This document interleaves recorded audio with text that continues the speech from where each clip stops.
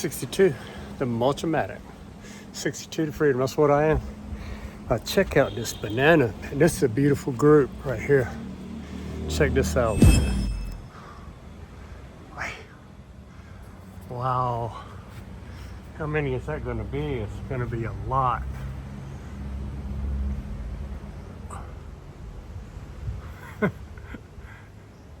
There. Wow. Let me see. There's 1, 2, 3, 4, 5, 6, 7, 8 rows and a half. So let's just guesstimate. Let's count the bottom row. All right, 1, 2, 3, 4, 5, 6, 7, 8, 9, 10, 11, 12, 13, 14, 15, 16, 17, 18, 19, 20, 21. Let's call it 20. So 20 times 8.5, so 20 times 8, 160. And then 10 more. Wow, 170 bananas approximately. Bananas, yow.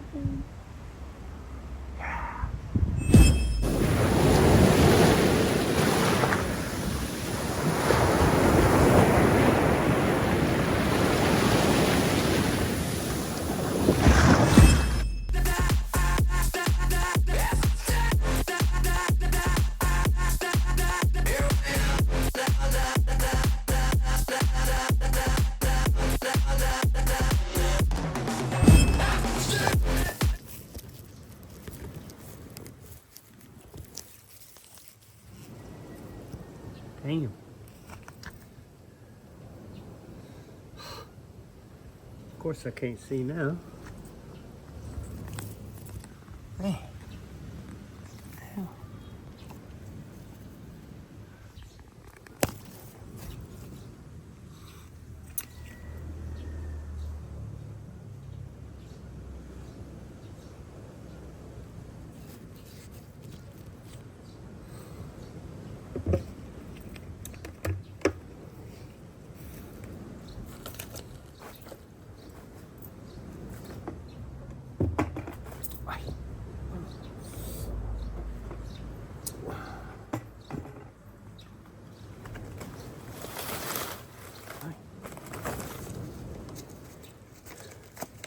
62 to Multimatic.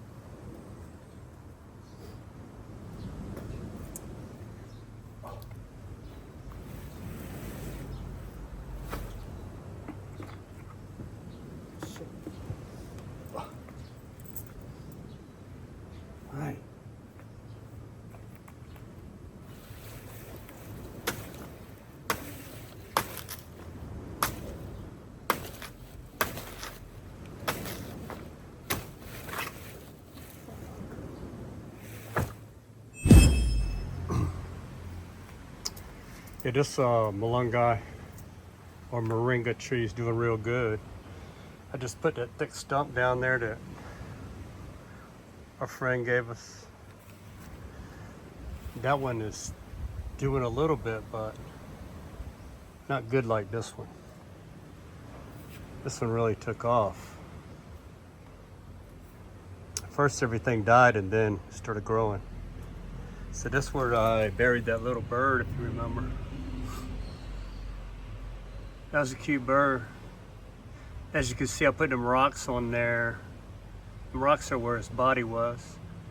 Nothing dug it up, so that's a good thing.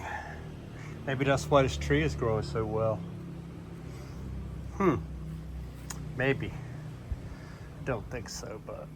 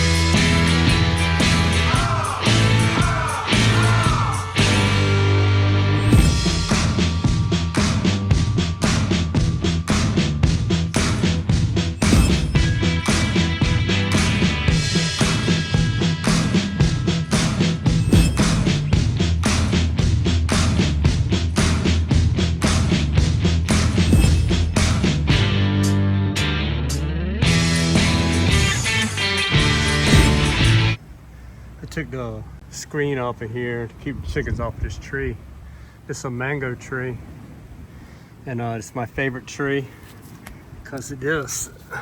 See how that root wraps around one stalk? The root wraps around it. Oh, it's gonna have a lot of character. And then it wraps here again. Oh yeah. Hopefully it'll do that all the way up. It'll be such a cool tree. It'll be a big tree too, so nothing happens to it, a storm or something. Oh yeah, very cool. I'm getting this grass out of here, cultivate it a little bit. Probably get some fertilizer put here, and then put the thing back around it so the vicious birds can't get to it. All right, so there you go. Give us some breathing room. Get all that grass out of there. I have to go get some fertilizer. So it's nowhere near eaten. So I might get some seven dust, put a little bit around there, not much. And so I'm gonna do this one next. Evidently the bugs have been eating this one up. This one is doing real good, although I'm not sure what that is. I think maybe it's those pods that you eat. You don't eat the beans on the inside of the pod, you eat the pod itself. I never heard of it. And this one, it's never looked better. It always looked really scrawny. Maybe that's not even it. This one will be next. I did this one in the past. It could use a little more too. That's a lot of work though, so better get busy. I assume this frog like to play in this grass. I don't know, he couldn't get through that little, unless he dug under there. It appears like he might have got displaced when I burnt the burn pile. It looks like his back is a little bit burnt. You know, it's normally not those warts. Those are normal for a frog, but they're not usually that dark. They're more the color of his brown head right there. Yeah, his nose up there. It's more that color. But he sat right here by my leg. Thought I couldn't see him. I see you. I got to dig right there, so you gotta go. All right, that's good, frog. Good froggy. Yeah, head for those banana trees in the shade over there.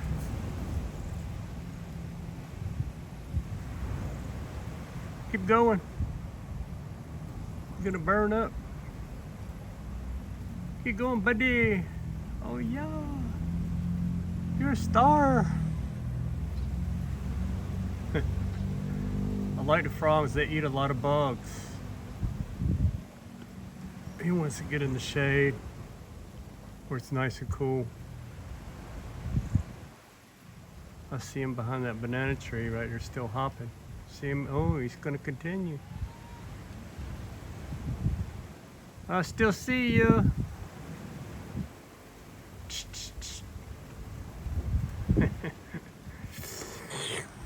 Anyway, oh my gosh.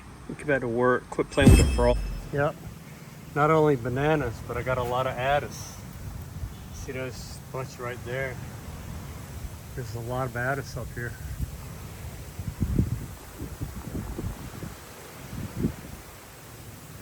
Yep.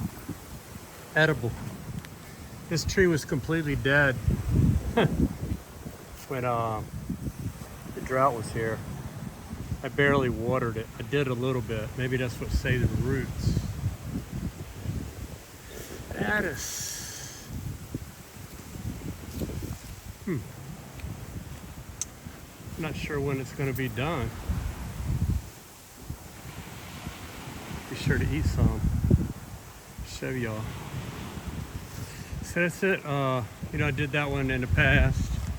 That was the worst one. And I didn't get this one. It's getting ready to rain. I didn't do that one or this one.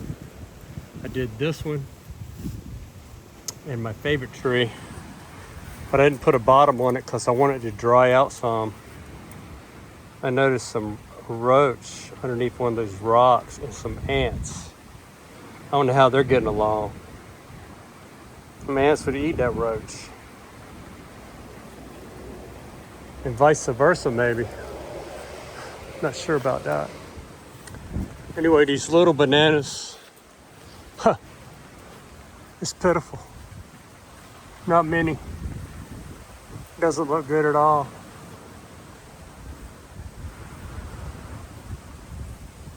I don't know why they did that. Not sure. Maybe something's wrong with the trunk. That's what I suspect. It's a funny color.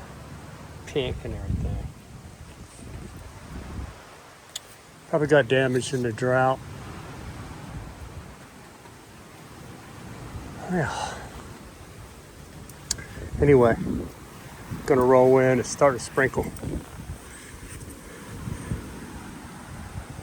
It's another day in the Philippines.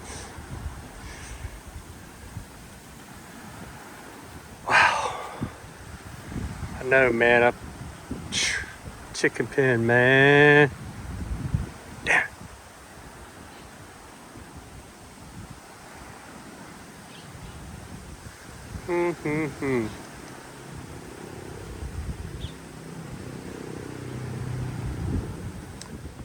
Gonna get out here, some thunder rumbling too.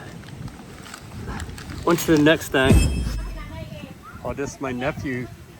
He repairs fishing rods. That's it looks nice though. You caught a lot of fish with that probably. Oh, you're gonna go with Daddy? Yeah. Oh, today? Tonight? Oh, tomorrow early? Yes.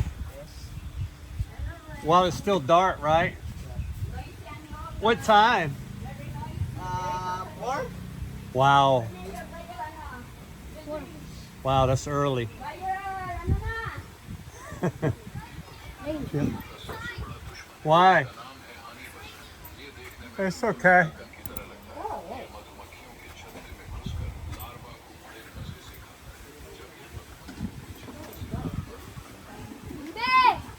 Yeah, it started raining.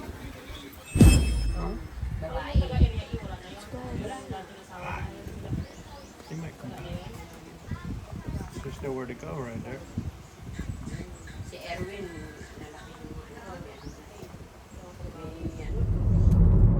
Get it going so it'll be easy. Don't do it, kids. Don't do it.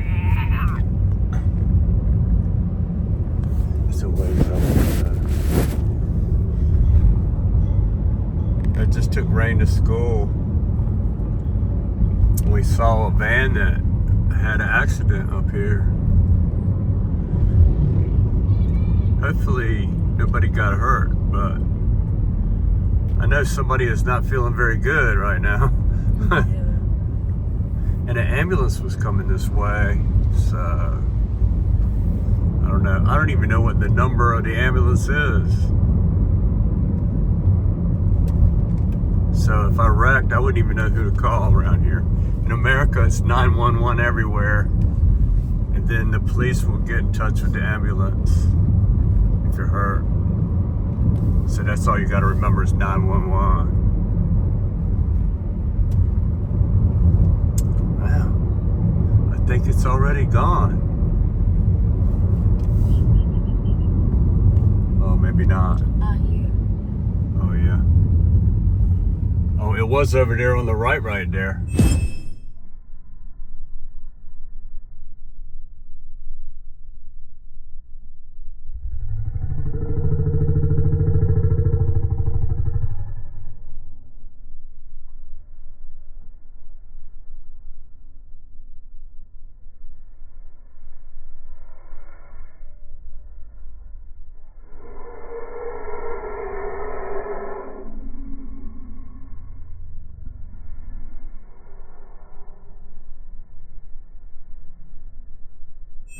Uh-huh.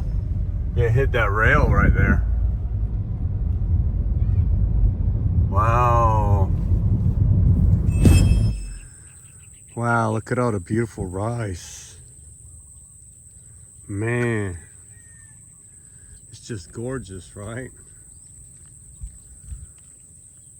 Some of this, I think this is grass right here. But out there where my wife's fields are, it's rice for sure. Right in there.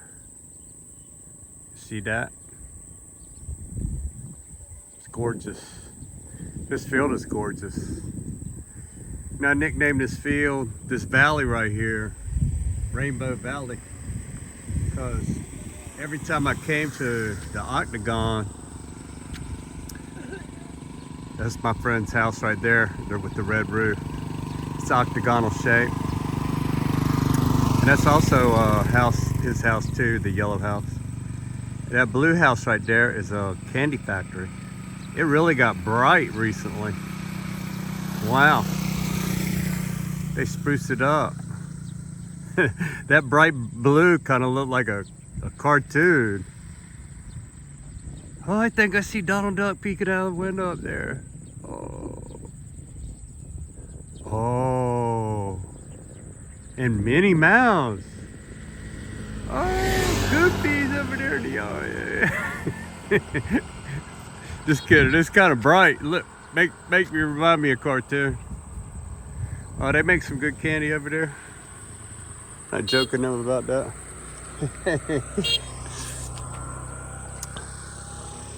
Yeah, it's beautiful out here, right? Yeah, this is grass right here. They're gonna have a heck of a time planting here. I know that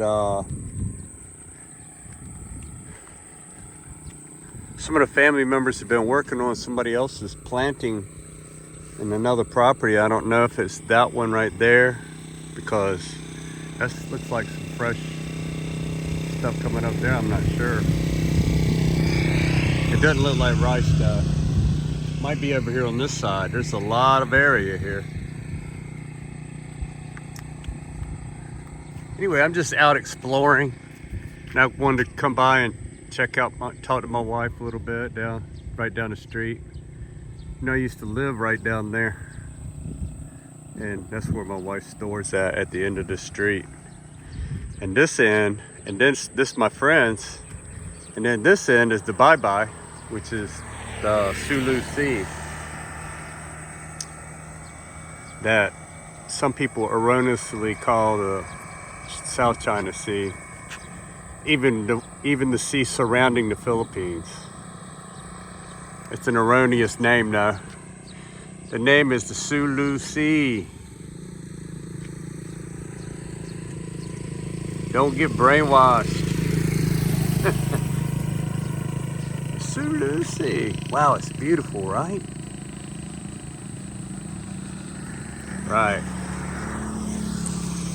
Anyway, I know that's rice out there growing. 2 lots right at the end of that flag, that line going out, that big rectangle right there, and then the big rectangle next to here, right in front of me, but not this front one, behind that where it's greener. In that area is rice. Rice and grass.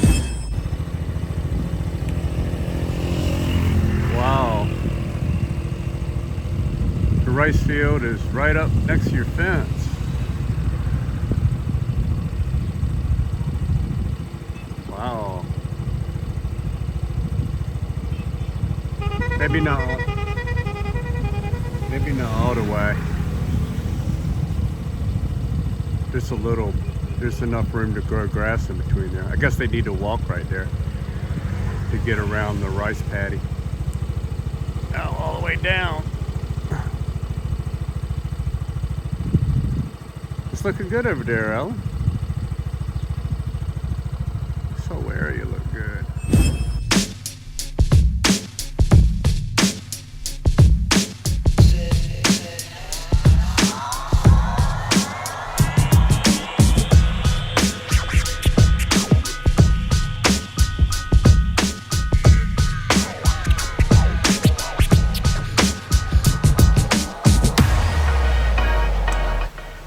Rain began.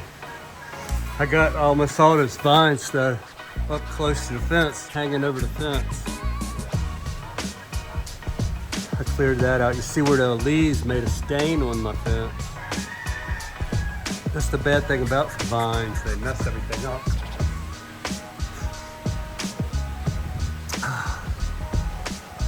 Wow. Yeah, I chopped with the chopped the vines with the bolo or machete.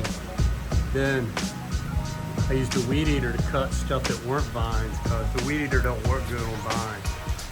You could hit the top of the vine a little bit on high speed, and then hit it a little more and a little more, and you can do it, but eventually it's going to wrap around there and make you stop and pull the vine on. So I just started pulling the vine and machete it until it got back away from the other stuff, you know, leaves and grass and stuff. You know, weed eated that down low, so that way I knew my feet would stay.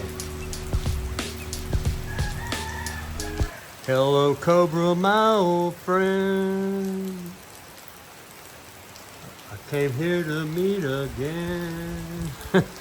Na na na na na. I don't want to call the Cobra up. Okay, Cobra, go away. Go to the top of a mountain and stay.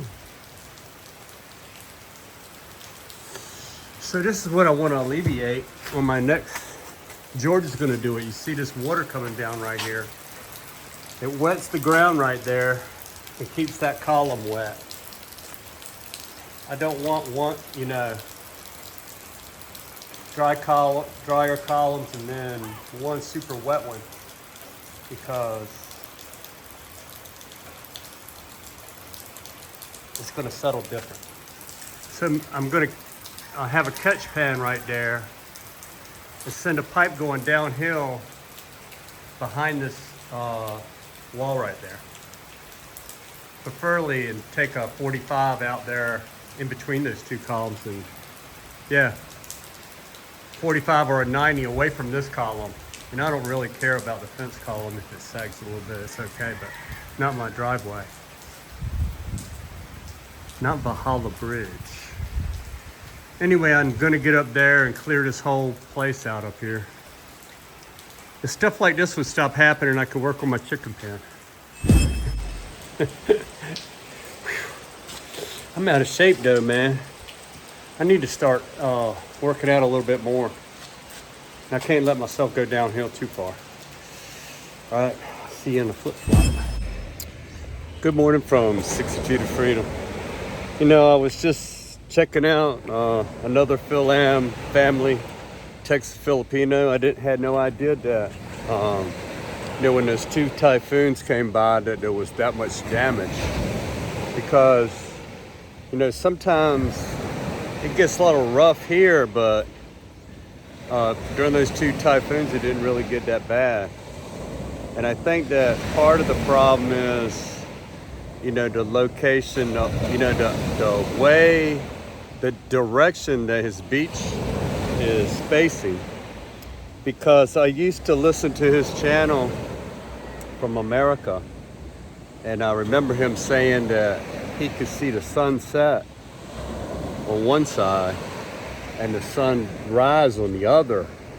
And so he got to see the sunset and on the water. So I'm like, wow. So, you know, like I'm facing north right now because the sun sets directly, my house is right there. The sun sets directly here west. So if I turn this way, that would be north and this would be south. So he lives in this direction south from here. So for him to see the sun rise and set, his house would have to be facing south. So that's something, you know, it's hard to, you know, you can't be completely protected living at the beach. You know, the beach is a dangerous place, and there ain't really anything you can do like here. You know, if the storm came in a certain way, there wouldn't really be anything I could do. It's just the way it came in. So you know, like if a typhoon was, they go counterclockwise like this. So if they came north, just north of here, like Yolanda did, it would be pushing the water up in here. And so when I moved here, there was erosion all the way up to that tree that's in my yard right there. I don't know if you can see it, you know, short of the outdoor bath though. So I would pay attention to which way. I think it's better just to face, you know, in the Philippine Islands, it's not good to be on the East Coast because, you know, that's where all the typhoons come from. You don't want to be like where Yolanda hit Tacloban.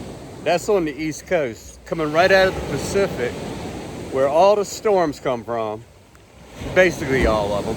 I mean, they get in the sea right out here, but they're usually not anywhere near here, and they don't cause that much damage. But I was watching his video, and there's a lot of rough waves.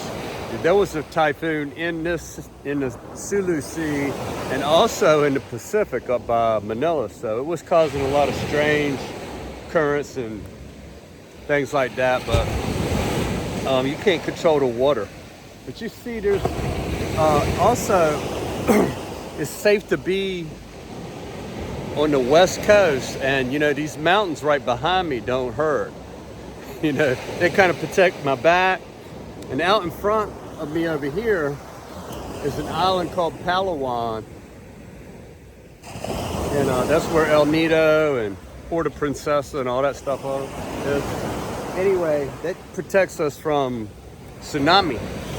So the only thing I really am worried about is earthquake.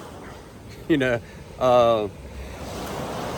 Texas has a solid concrete house, and so do I, but if the earthquake is bad enough, you know, no building is really going to go unscathed. You know, concrete cracks, you know, it's just about where it cracks is the problem. So, I kind of carefully picked out this, you know, there's no way I would live on the East Coast in the Philippines, period. You know, you just, too much chance for damage, you know, you if you're gonna live by the sea, which I wanted to do, live by the sea.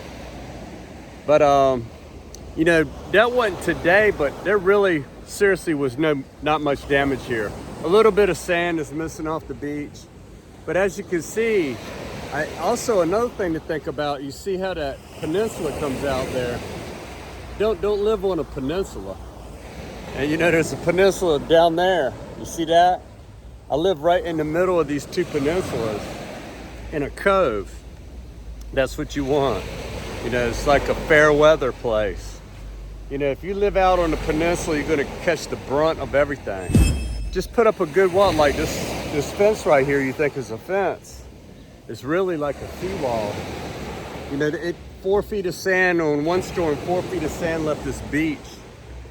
And I still had about 4 more feet, 3 or 4 more feet to get down to the footing.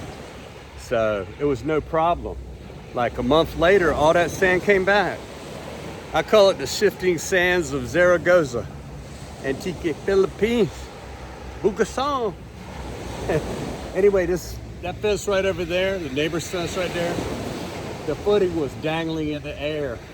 You know, the sand came back and buried the footing, but the water was going under their fence and eating away their yard because they didn't make the footing by the beach. Like I said, it's a fence disguised, it's a seawall disguised as a fence. And it's just some things to think about. I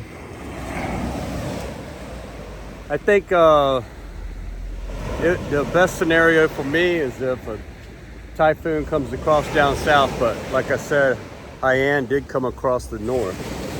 So I did build a couple little walls here, and I tried to fortify this tree. The roots, when that fence was dangling, the footing was dangling, and I still had like at least 3 feet of sand left to get down to the footing here because it's so deep. Plus, I fortified it with rocks. Well, ever since then, I started burying rocks while the sand was low. I was putting rocks in there, and then the sand came back and buried those rocks, which is a good base. And then I just kept piling rocks on there. So, also this tree right here, the roots were dangling, the horizontal roots were dangling, and only the taproot was holding the tree up and it was leaning.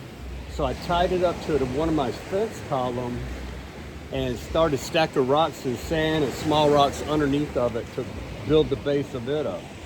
And then, in the meantime, once I saw that happen, I built this wall. It's like 6 feet deep too, this little wall right here. I'll show you. This little wall right here, it goes down another 5 or 6 feet to mitigate some all these bamboo roots were even dangling, and a lot of the bamboo died. It was a great big old bamboo to begin with. Anyway, so that when any kind of sweeping waves come from that way, this will try to break it up some before it gets to this tree or to my fence. And I've made a wall on this side too. And the depth of the wall goes up and down, as the sands come and go. Like I said, the shifting sands of Zaragoza. And, the tide was high, and it came up in here. The water came up in here a little bit, but I don't think it reached the fence because of the cove. The cove is protecting it.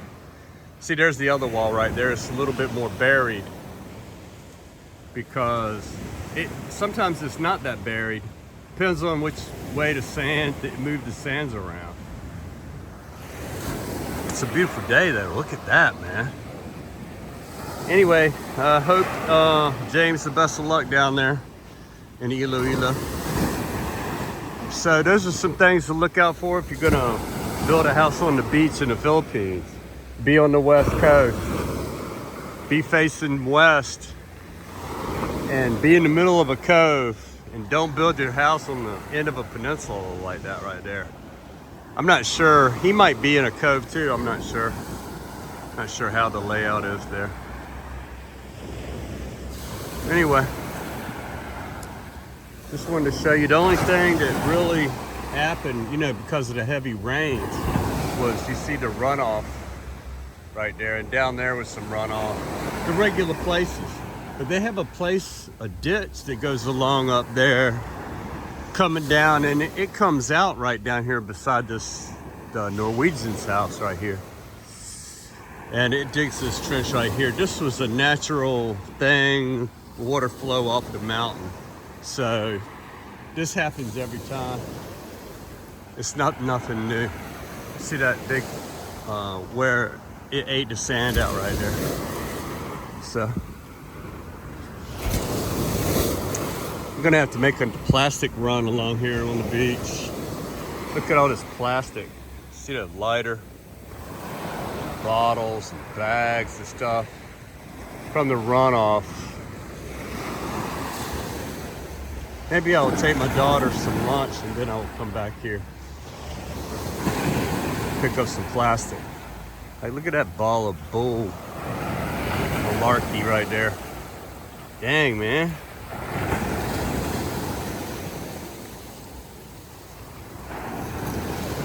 The beach chicken. Famous beach chickens of the Philippines. Too bad you don't eat plastic, man. Plastic eating beach chicken. He probably does eat microplastic. He's probably all, and then, you know, somebody eats the microplastic. Alright. So anyway, that was a couple days ago, those 2 typhoons. But there's more churning up, you know. There's more churning up, so there's more to come this season. Haiyan, one of the worst typhoons or cyclones in the world to ever hit land, came in November, so the worst is probably yet to come. Right. Like I said before, good luck to you down there, James. And I'll see you on the flip flop. Wow. Yeah, the first time I came here, these were blooming out here. And I thought, wow, that's cool. Purple flowers on the beach.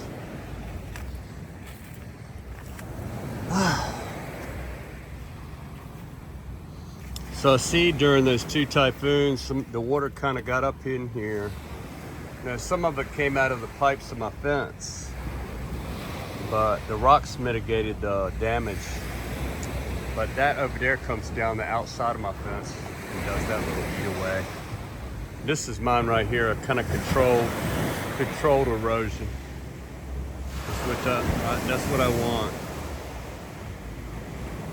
So I did some stuff to mitigate and chose a location that is kind of like a safe harbor in the middle of a cove. Actually, in hindsight, tucked up in that corner of that side probably would have been the best, since most of the typhoons come across here to the north. But you know, it does suck all the power out of this from Indonesia and Vietnam over there. That's where the flow from the band of the typhoon, the band will come from there and sweep along here. So I don't know, maybe tucked in that corner. You know, then if you're located like that, then the next thing you know, they'd be coming from the south. The typhoons would, and you know, you picked the wrong location. So I think I did the best I can do right in the middle of this cove. Facing west, mountain to my back, islands out there beyond the horizon. I'm well protected. Uh-oh.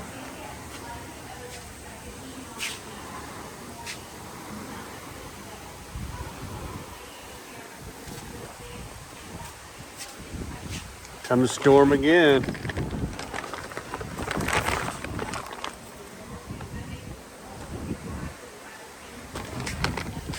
Wow.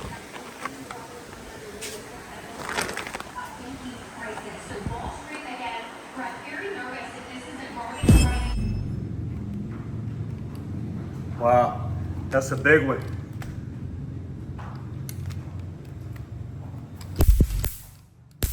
You're trying to video them shooting the spider now. You're not gonna like that. You know how animals people. Oh, we got some color. Oh yeah, it's beautiful. Well, the birds gather on the fence to watch the sunset too. Check that out. Yeah, and animals like the sunset too.